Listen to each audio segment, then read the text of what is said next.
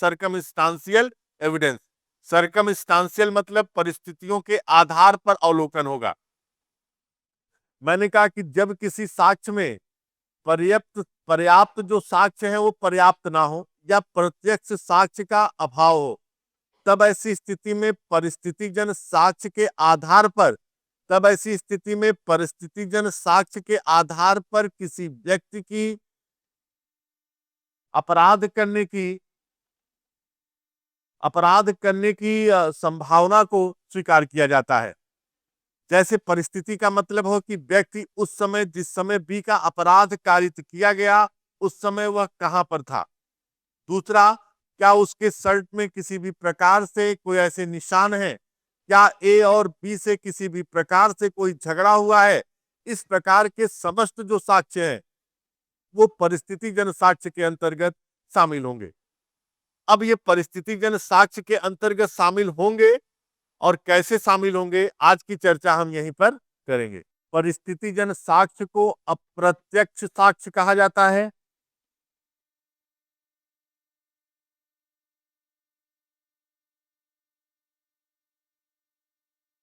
मैंने आपको जो लिखाया उसमें एक बात मैंने स्पष्ट की कि परिस्थितिजन्य साक्ष्य जो है उसका उपयोग कब किया जाता है कि जब किसी अपराध को साबित करने के लिए पर्याप्त रूप से प्रत्यक्ष साक्ष्य उपस्थित ना हो।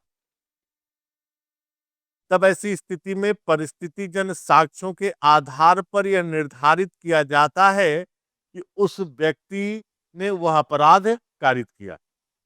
लेकिन परिस्थितियां ऐसी होनी चाहिए जो परिस्थितियां उस अपराध से संबद्ध रखती हों। अर्थात ऐसा हो कि व्यक्ति ऐसा कार्य कर सकता है क्योंकि परिस्थिति इस प्रकार की है, और अगर उस कार्य से या उस तथ्य से उसका संबंध नहीं होता, तब ऐसी स्थिति में ऐसी परिस्थितियां किसी भी प्रकार से सुसंगत नहीं हो सकती। मान लीजिए किसी व्यक्ति का अपराध हुआ और अपराध होने के बाद पुलिस की आवाज सुनकर वह व्यक्ति भाग गया कि पुलिस आ रही है, तो वह व्यक्ति वहां से भाग जाता है। तो ऐसी स्थिति में वह व्यक्ति क्या होता है, शंके के घेरे में आ जाता है, और ये क्या होती है, परिस्थिति। मान लीजिए जिस हथियार से उसकी हत्या कारित की गई वो हथियार अभियुक्त के हाथों में देखा गया, ये क्या हो गई, परिस्थितियां हो। मान लीजिए कि अभियुक्त ने जब धमकी दी और धमकी के कुछ समय उपरांत ही उसकी हत्या कारित हो गई, तो ऐसी स्थिति में ये क्या हो गई, परिस्थिति।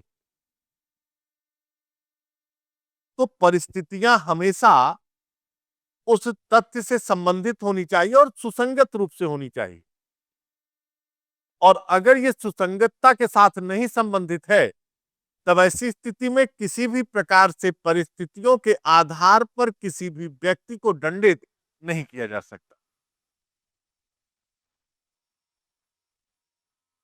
अब इस बात को हम महत्वपूर्ण चीजों के या वादों के माध्यम से समझने का प्रयास करेंगे। सबसे पहला जो वाद है वो वाद है हरदयाल। सबसे पहला जो वाद है वो है हरदयाल बनाम स्टेट ऑफ यूपी का। पहला जो वाद है वो वाद आपका कौन सा है, हरदयाल बनाम यूपी राज्य।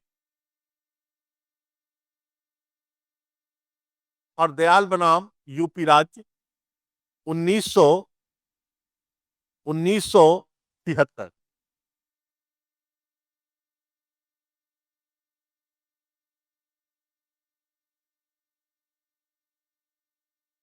अब देखिए इसका फैक्ट क्या है। अभियुक्त की जो पत्नी है, मतलब जो हरदयाल है उसकी पत्नी है बी, और ये हरदयाल से झगड़ा कर कर अपने मायके चली जाती है।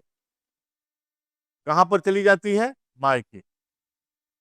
और जो उसका पति हरदयाल है वो बार बार अपनी पत्नी को मायके से ले आने के लिए जाता है, लेकिन पत्नी ससुराल आने से मना कर देती है। पत्नी जो है वो ससुराल आने से मना कर देती है। जब वो बार बार ये प्रयास कर रहा था तो एक दिन वो बहुत निराश होकर अपने घर वहां से निकला, ससुराल से, और ये कहा कि उसके सास और साले को मैं देख लूंगा। ये धमकी देते हुए निकला कि मैं तुम दोनों को देख लूंगा। और उसके कुछ समय उपरांत उसने साले के 10 वर्षीय बच्चे को किडनैप कर लिया। 10 वर्षीय बच्चे को उठा ले गया, और जिस समय बच्चा घर में अकेला था, और उस बच्चे का जो शव है, वह शव वहां पर मिला जहां पर अभियुक्त जिस कुएं के नजदीक निवास करता था, जिस कुएं के पास से अभियुक्त कुएं से मिला जहां पर अभियुक्त निवास करता था। अब इसका कोई प्रत्यक्ष साक्ष्य नहीं है कि अभियुक्त ने उठाया या अभियुक्त ने उसकी हत्या कारित की। एक परिस्थिति है कि अभियुक्त ने धमकी दी, और धमकी देने के उपरांत साले के 10 वर्षीय बच्चे की लाश उसके कुएं के पास से मिली, फेंकी हुई मिली, और इसके आधार पर इसके ऊपर मुकदमा चलाया गया कि वह क्या है, अपराधी है। ऐसी स्थिति में न्यायालय ने यह कहा कि अब ऐसी परिस्थितियां जहां पर प्रत्यक्ष साक्ष्य का अभाव है, लेकिन परिस्थितिजन्य साक्ष्य ये साबित कर रही है कि अभियुक्त के कंडक्ट ये निश्चित करते हैं कि अभियुक्त ने 10 वर्षीय उसके बालक को अपहरण किया, और अपहरण करने के पश्चात उसकी हत्या करके उसे कुएं में फेंक दिया, और इस आधार पर न्यायालय उसे हत्या के अपराध का दोषी मानता है। अगर हम इस मामले को देखें तो ये मामला सीधा सा सीधा सर्कमस्टांशियल एविडेंस पर बेस्ड है, और जहां परिस्थिति के बेस पर किसी भी व्यक्ति को किसी अपराध में दोष सिद्ध कर दिया गया, और ये मामला 1976 का था। मामले में एक तरह से स्पष्टता ये है कि यहाँ पे व्यक्ति का जो कंडक्ट है वह यह साबित करता है कि व्यक्ति ने उस बालक की हत्या कारित की होगी। इस प्रकार का प्रिजम्पशन यहाँ पर अनुमान साबित हो जाता है। अब प्रिजम्पशन अर्थात इसके अंतर्गत, परिस्थिति के अंतर्गत व्यक्ति के आशय का भी निर्धारण हो जाता है। व्यक्ति ने वो अपराध क्यों कारित किया, उसके हेतु का भी निर्धारण परिस्थितिजन्य साक्ष्य के माध्यम से किया जा सकता है। तो परिस्थितिजन्य साक्ष्य के माध्यम से मैंने कहा कि ए और बी दोनों पति और पत्नी थे, दोनों का आपस में झगड़ा होता था, और उसके बाद वो गुस्सा होकर मायके चली गई। मायके में वो पत्नी को मनाने गया, लेकिन घर वालों ने विदाई नहीं किया, पत्नी आने से मना कर दी, और ऐसी स्थिति में उसने अपना गुस्सा उस साले के 10 वर्षीय बच्चे पर निकाला, और उसने उस बच्चे को उस समय जब वो घर में अकेला था लेकर जा रहा था, लोगों ने देखा कि वो बच्चा लेकर जा रहा है।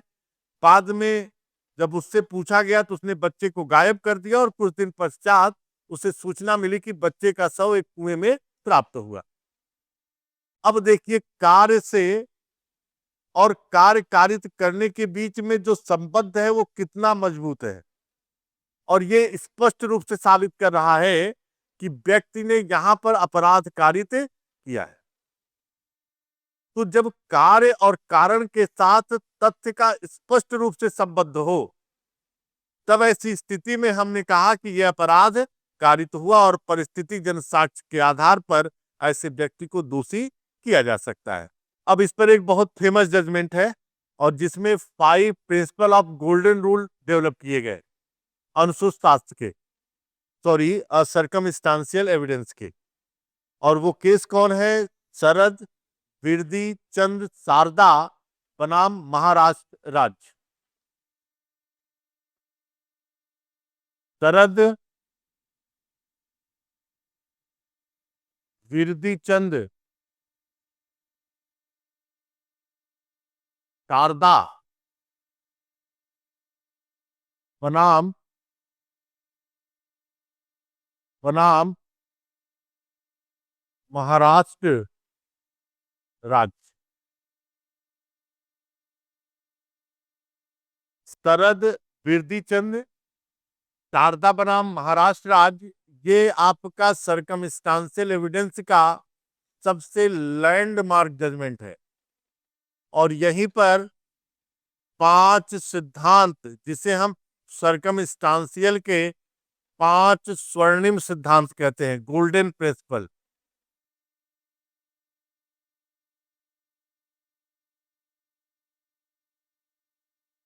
स्वर्णिम सिद्धांत प्रतिपादित किए गए।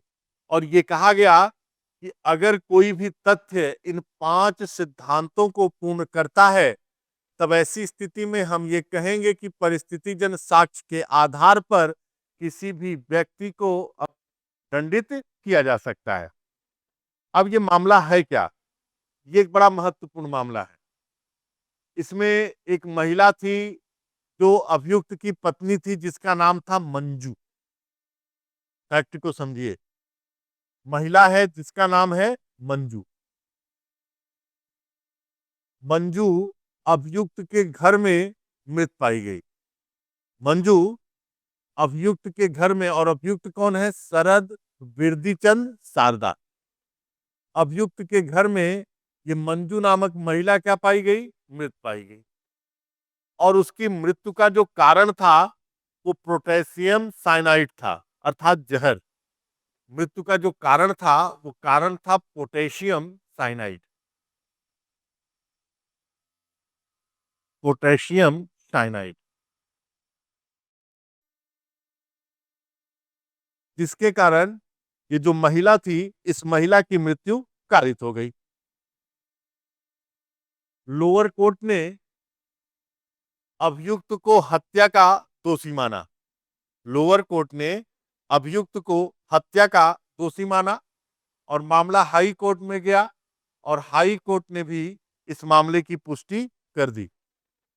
इसके बाद अभियुक्त ने सर्वोच्च न्यायालय की आर्टिकल 136 के तहत एक स्पेशल लीव पिटीशन दायर की, और स्पेशल लीव पिटीशन से अपनी हत्या को चैलेंज किया, और उन्होंने कहा कि उसने कोई भी अपराध कारित नहीं किया। तो यहीं पर न्यायालय ने परिस्थितिजन्य साक्ष्य के 5 गोल्डन प्रिंसिपल प्रस्तुत किए। अब इस मामलों में अभियुक्त को मंजू नामक महिला की हत्या के लिए 3 साक्ष्य थे। पहला साक्ष्य क्या था? पहला साक्ष्य था पोस्टमार्टम की रिपोर्ट, शव परीक्षण रिपोर्ट। शव परीक्षण रिपोर्ट, जिसे हम कहते हैं पोस्टमार्टम एग्जामिनेशन। पोस्टमार्टम एग्जामिनेशन से इस बात की पुष्टि होती है कि मंजू नामक महिला की मृत्यु पोटेशियम साइनाइड नामक विषैले पदार्थ से हुई। किससे हुई? पोटेशियम साइनाइड नामक विषैले पदार्थ से हुई। ऐसी स्थिति में यह किसी भी प्रकार से ये बात प्रमाणित नहीं कर रही है कि अभियुक्त ने ही महिला को जहर दिया है। भाई, जहर से मृत्यु हुई, लेकिन अभियुक्त ने जहर दिया, ये तो सब परीक्षण रिपोर्ट पर साबित ही नहीं कर रही। बस ये कारण बता रही है ना कि महिला की मृत्यु किस कारण से हुई, और ये बात प्रूफ नहीं की जा सकी कि अभियुक्त ने ही महिला को पोटेशियम साइनाइड दिया। पहली चीज। दूसरी चीज क्या थी? मंजू के द्वारा लिखे गए पत्र, मंजू के द्वारा लिखे गए पत्र जो उसके घरेलू समस्याओं के बारे में थे। जिसने उसको पत्र लिखा, मंजू ने जिसको भी पत्र लिखा, अपनी घरेलू समस्याओं की सामान्य जो विशेषताएं थी उसके बारे में लिखा, और उन पत्रों में कहीं पर भी ऐसा स्पष्ट नहीं होता कि उसका पति उसकी हत्या करना चाहता है। तो ऐसी स्थिति में भाई, घरेलू समस्याएं तो हर जगह है। अब आप उस घरेलू समस्याओं के आधार पर आप ये मान लीजिए कि उसने उसकी हत्या कारित कर दी, ये तो नहीं है। तो दूसरा जो पुष्टि था वो मंजू के द्वारा लिखे गए पत्र थे, और जो पत्र ये कहीं पर भी साबित नहीं कर रहा है कि उसका पति उसकी हत्या करना चाहता था। और तीसरी जो बात है वो अभियुक्त की उपस्थिति। अभियुक्त की उपस्थिति। अब अभियुक्त की उपस्थिति उस अपार्टमेंट में क्यों नहीं हो सकती? भाई, अभियुक्त का अपना घर है, कोई दूसरे का तो घर है नहीं, तो अभियुक्त अपने घर में तो रह ही सकता है ना। तो ऐसी स्थिति में आप इस बेस पर किसी भी व्यक्ति को इस बेस पर लोअर कोर्ट और हाई कोर्ट ने क्या किया? दंडित कर दिया। लेकिन सर्वोच्च न्यायालय ने उसे इस आरोप से बरी कर, और बरी करने के पीछे उन्होंने परिस्थितिजन्य साक्ष्य को लेकर कुछ सिद्धांत विकसित किए कि कोई भी साक्ष्य परिस्थितिजन्य साक्ष्य के रूप में तब तक स्वीकार नहीं होगा जब तक यह निम्नलिखित सिद्धांतों को पूर्ण ना करता। उन्होंने प्रथम सिद्धांत के तहत कहा कि अगर आप परिस्थितिजन्य साक्ष्य के आधार पर किसी भी व्यक्ति को अगर आप परिस्थितिजन्य साक्ष्य के आधार पर किसी भी व्यक्ति को किसी अपराध में दोषी करना चाहते हैं, तो ऐसी स्थिति में उस पर निष्कर्ष पूर्ण रूप से स्थापित हो कि व्यक्ति ने ऐसा कार्य कारित किया होगा। अगर निष्कर्ष में पूर्णता नहीं है और निष्कर्ष में सत्यता का अभाव है, तब ऐसी स्थिति में वह सर्कमस्टांशियल एविडेंस के बेस पर किसी व्यक्ति को दोषी नहीं बनाया जाए। दूसरा न्यायालय ने क्या कहा कि जो भी स्टेबलिश फैक्ट है, जो भी स्थापित तथ्य हो, वो उस परिकल्पना के अनुरूप होने चाहिए कि व्यक्ति ने वो अपराध कारित किया है। तीसरा तथ्य क्या है? तीसरा तथ्य क्या है कि जो परिस्थितियां हो वो डिसाइड नेचर की होनी चाहिए, एकदम निर्णायक प्रकृति की होनी चाहिए कि व्यक्ति ने निश्चित तौर पर यह अपराध कारित किया है। और चौथा क्या है? चौथा क्या है कि साक्ष्यों जो सिद्ध करने वाली परिकल्पना है, वो संभावित परिकल्पना का त्याग कर देना चाहिए। हमें प्रिजम्पशन नहीं कि ऐसा हो सकता है, ये पॉसिबिलिटी है, इस बेसिस पर हम किसी को दंड नहीं देंगे। और पांचवा उन्होंने कहा कि जो सिद्ध करने की श्रृंखला होनी चाहिए, जो चेन होना चाहिए, वो पूर्ण होनी चाहिए। उसमें किसी भी प्रकार से कोई लैक नहीं होना चाहिए जिसके आधार पर यह साबित हो कि व्यक्ति ने अपराध कारित नहीं किया। ये 5 प्रिंसिपल शरद बिरदीचंद सारदा के केस में न्यायालय के द्वारा स्थापित किए गए। तो मामले का यहां पर शरद बिरदीचंद में क्या था कि 100 परीक्षण रिपोर्ट में ये तो सिद्ध हो गया कि पोटेशियम साइनाइड से उसकी मृत्यु हुई, लेकिन ये सिद्ध नहीं हो सका कि पति ने ही दिया होगा या पति ने जबरदस्ती पड़ाया। ऐसा ना कोई उसके शरीर पर चोट का निशान था, ना किसी भी प्रकार का कोई अन्य विवरण था। और दूसरी चीज, उसके जो घरेलू पत्रों के आधार पर कहे कि पति और पत्नी में झगड़े थे, तो झगड़े तो हर पति और पत्नी में होते हैं और घरेलू समस्याएं हर जगह होती हैं, और इस आधार पर वो किसी की मृत्यु कारित कर देगा, ये भी कोई एक सर्कमस्टांशियल एविडेंस के बेस पर नहीं है। और दूसरा चीज कि अभियुक्त तो उस समय अपार्टमेंट में उपस्थित था, तो उपस्थिति तो निश्चित ही है क्योंकि वो उसका स्वयं का घर है और वो भी उसी घर में रह रहा है। तो ऐसी स्थिति में हम एक अनुमान के आधार पर, क्योंकि पत्नी की मृत्यु पोटेशियम साइनाइड से हो गई, इसलिए उसको उसके पति ने ही जहर दिया, इसलिए उसकी मृत्यु कारित हो गया। हो सकता है पत्नी ने स्वयं जहर ले लिया, ये भी तो संभावना है। इस आधार पर न्यायालय ने शरद बिरदीचंद के मामले में ये बात बहुत स्पष्टता से साबित की और वहीं पर 5 प्रिंसिपल ऑफ गोल्डन रूल प्रतिपादित किए, जिसे हम सर्कमस्टांशियल एविडेंस के नाम से जानते। समझ गए?